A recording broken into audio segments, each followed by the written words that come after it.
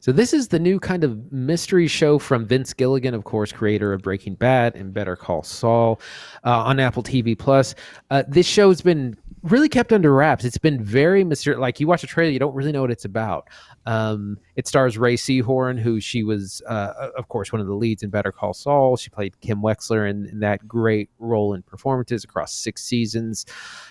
So this has been really kept under wraps. I had no idea what it was about. Just knew it was some sort of sci-fi show. So I'm also going to work hard not to spoil anything out of this first, but I will talk a little bit about what happens in the beginning, just so you know, because it's also not some big crazy reveal that you would, this is going to blow your mind. Like we're kind of in familiar territory. But the movie starts with kind of like the film Contact, where a mysterious alien signal or radio signal has been detected by radar researchers, and they're like, what is this signal? Let's decode it. We immediately cut to some sort of lab experiments going on after this. Like, somehow that signal is turned into experimentations. Like any good sci-fi movie, that experimentation breaks containment. And then things get real weird. And I'm not going to say any more than that, but if you're thinking that sounds like XYZ, that's kind of what it is. Like I said, she's not trying to do some big like bait and switch or some like, oh, you'll never figure this out. That's not the point of the show. Yeah. In the second act, we meet Ray Seahorn's character, who's a romantasy author, a very famous and successful one. She has a legion of fans. They love her Waves of Waikara book series about a pirate who sails on a vessel across purple sand. And she hates it. She's miserable. She hates her fans. She hates her books. She's very successful. Like, she has a big house, adoring fans, lots of money. But she's like, this is just like, it's like terrible writing. It's not like what I really want to write. And that's kind of the introduction to her character. And meanwhile, like, we're introduced to her as things start to get very strange in the world because of this breach of containment of some science experiments. That's all I'm going to say plot wise. But from there, this show is excellent. It's I've really been surprised. I've really liked it. Before I talk too much, Zach, what are some of your initial thoughts? I'm very much into this show. I just watched the first couple episodes last night. There's only 2 out right now. It's on Apple TV Plus. I definitely want to talk more about what's going on in it, but I hear you. We should probably keep it a little buttoned up. I like that our character has to do something counterintuitive, right? She is miserable, and other people are pleasant, and she has to figure out a way to kind of stop them from being so nice and so good. Like, as a result of kind of these alien waves and some complications with the military, many people very rapidly, very violently around Reese Seahorn here become a little different. Like, everybody becomes a little bit different but her. Like, she's kind of left out of this group, and everybody seems to be doing so much better, and it's pleasant and is happy and is working efficiently. Like, problems are solved right in the world. There are no lines. People are not angry and hollering at each other. People are off the internet. People are working more. Everything's great, except she's had something taken from her. She suffers a great loss when this kind of happens. And this directly equates like all of these people changing with this horrible change in her life. And so she has to set out to try to fix this or solve this or like undo this great thing that's happened in this world around her. And it seems quite dire, if not for the fact that everybody's so damn nice about it. It's very funny. It's very biting. It's got great tributes. Yeah. It's very funny. Like, it manages to be very funny. Like, Gilligan's shooting out in New Mexico. This is his zone, right? Breaking Bad, Better Call Saul are out there. He's done a lot of work with Seahorn in the past, obviously, across Better Call Saul. Like, so he is just like cruising, and it just feels like her character, Carol's character, is a response, like Gilligan, who wrote the series, like to his kind of newfound fame, right? And people coming up to him and asking him about Breaking Bad and Better Call Saul and, oh my God, fan theories. And he's just like, yeah, okay, but that's all fiction. Like, the world is full of real problems, you know? Like, I feel like he wants to tackle something larger and better and move on to his next new thing.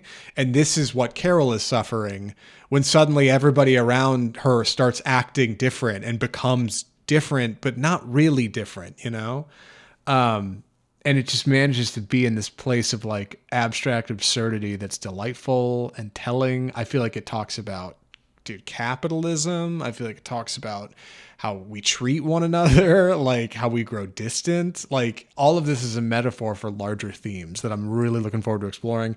Episode 2 is a banger too, by the way. I won't get into much of what happens there, but like immediately picks up after episode 1. Fantastic time down the rabbit hole. Very interested to see where it's going. I'm impressed that Apple has managed to keep so much of this under wraps, because it just seems like more would get out about it. But like, no, it's been very tight and it's very inclusive. They want you to come see, come be curious and come find out what Pluribus is about. It's also about big ideas, and that's part of the reason why, like I said, it's not some like Sixth Sense, Inception style like twist or mind-blowing concept you've never heard of. We're in very familiar sci-fi territory, but it's the ideas we're exploring that are big. Also, this show looks amazing. That's part of the reason I liked it so much, is like they are spending the money and in the right way. Like this show does not look cheap. They built so much stuff. The second act, where we have a lot of action, it's just huge spectacle. Think it reminded me of something like the pilot of Lost back in the 2000s. Famously, $12 million episode. J.J. Abrams famously fired because of going over budget, and then it becomes the biggest show of the 2000s. It's big on spectacle. There's lots of action set pieces, hundreds of extras in differing scenes, so much coordination, and that's part of what's really impressive. And we're using real sets. We're outside. They built a whole neighborhood, the neighborhood where Carol, Ray Seahorn's character, live. They built all that. They're, of course, not functional homes, but they built like a cul-de-sac of these houses so that they could just kind of film whatever they want. Instead of, they wanted to avoid the Breaking Bad problem where everyone goes and towards the Breaking Bad house. Yeah, everyone goes and visits Walter White's house. Yeah. So now it's on private property, and they built it away from everything. You can't get to it. You can't visit it. So that's actually, but the show looks so good and so sharp, and it's in stark contrast to something like a lot of Netflix shows, which is they look real cheap. You're on the lot, or you're in a studio. Like the show looks so good. It's international. There's parts where they're having, dinner in one city, and then all of a sudden we're in a different continent, and they actually like flew there to shoot these things to make it look so, like, the show is spending money in a great way, and it just looks so good. Yeah, I do want to talk about the cinematography briefly. Written and directed by Vince Gilligan, at least for the first 2 episodes. I'm assuming he's doing all of them, but maybe he hands off directing to somebody as the show goes on. That typically happens. Probably. In the show. Severance, Ben Stiller hands it off. Also on Apple TV Plus. Everything's locked down. Like, this is something I really love about David Fincher's filmography. Everything is on a tripod. Every shot is locked down. At best, you're getting a pan or a dolly. Maybe a push in, maybe a pull out, but otherwise, every single shot is locked. And it just has such a confidence to it. It just feels so great. And Gilligan manages to bounce his camera around the scene in ways that are like exciting and engaging and revealing. A rack focus will reveal something behind Carol that she didn't know was back there. Like a clever wide shot will reveal Carol doing something here while there's an entirely different activity happening in the back. God, in episode 2, he shoots a conversation between Carol and another person, and he films Carol in close up and the other person in wide across her lawn, and you never get a close up cut to her because this stranger is far away and feels distant. Like, it's so clever in how it's shot. The presentation's excellent, Pluribus. And this is particularly important because we're about to talk about Frankenstein, where Del Toro has a completely opposite angle in his cinematography. He wants every shot to have motion, which we'll talk about in just a second. Like, Gilligan, meanwhile, is almost the opposite. I don't think there's any handheld in the first 2 episodes, not a single shot. Every single one is particular and precise and chosen and pointed.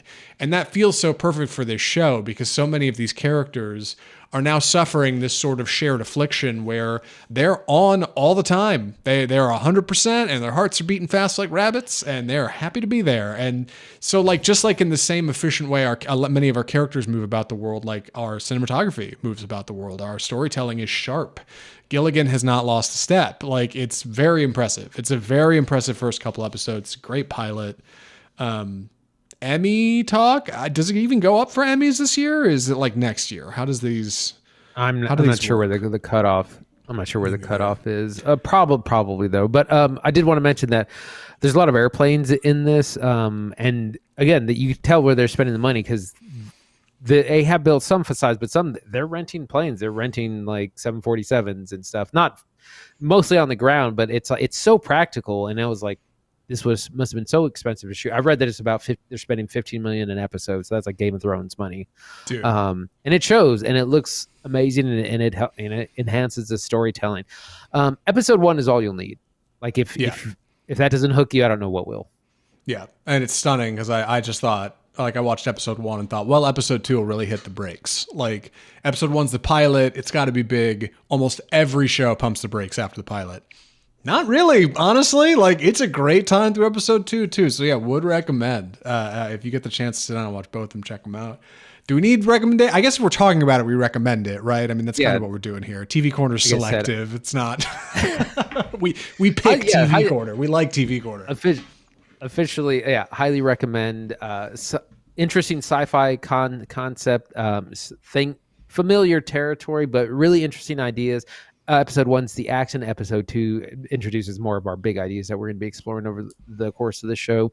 Ray Seahorn is great as a pretty unlikable character. She's not bad. She's not a bad guy. She's just kind of insufferable, but she's our protagonist. And I'm interested to see how it goes. Expensive show. Episodes Friday. Yeah. Fantastic. Would recommend Pluribus. Check it out if you have the means. Apple TV Plus. New episodes Friday. Also, how many episodes in the season? 8? 9. 9. All right. Sneaky. All right. Cool. Well, then we're almost a third of the way through it now. All right. We got to move on. This has turned into a really long episode, but I'm excited to talk about this. We are late to the party on this movie. This movie came out a couple weeks ago. We wanted to watch it in theaters. We kind of couldn't find good theatrical screenings. I'll talk about that more maybe at the end of the review, but for now, let's get into it. I'm going to be taking the summary, so please excuse me on delivery. The movie is Netflix's Frankenstein. Guillermo del Toro, I should say. Guillermo del Toro's Frankenstein.